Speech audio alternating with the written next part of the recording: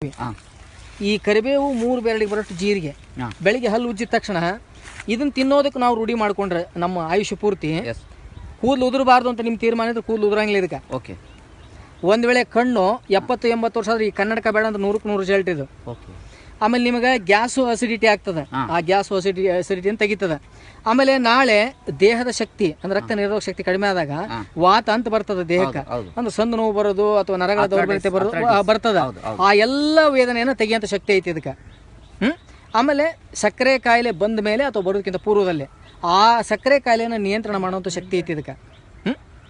ಆಮೇಲೆ ನಮಗೆ ದೇಹದ ಒಳಗಡೆ ಇರ್ತಕ್ಕಂಥ ಎಲುಬು ಏನೈತಿ ಅದು ಕ್ಯಾಲ್ಸಿಯಂ ಕೊರತೆಯಿಂದ ಬೆಂಡ್ ಆಗ್ತದೆ.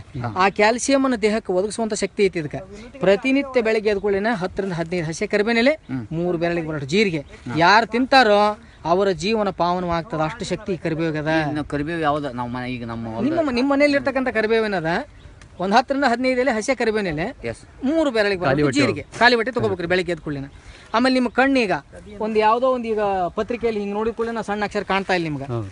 ಎಲ್ಲಿ ನಿಂತಿರೋ ಇವತ್ತು ಕಾಣಲಿಲ್ಲದಂಥ ಸಮಯ 2 ತಿಂಗಳು ನಿಂತಿಂದ ಅಲ್ಲೇ ನೀವು ಮತ್ತೆ ನೋಡಿದಾಗ ಆ ಅಕ್ಷರ ಕಾಣ್ಲಿಕ್ಕೆ ಶುರು ಆಕವು. ಅಷ್ಟು ಕಣ್ಣನ್ನು ಕ್ಲೀನ್ ಮಾಡೋಂಥ ಶಕ್ತಿ ಐತಿ ಇದಕ್ಕೆ. ದಯವಿಟ್ಟು ನಿಮ್ಮ ಸ್ನೇಹಿತ ಬಳಗಕ್ಕೆ ಎಲ್ಲರಿಗೆ ಹೇಳ್ರಿ, ತಾವು ಉಪಯೋಗ ಮಾಡ್ರಿ ಇದನ್ನು.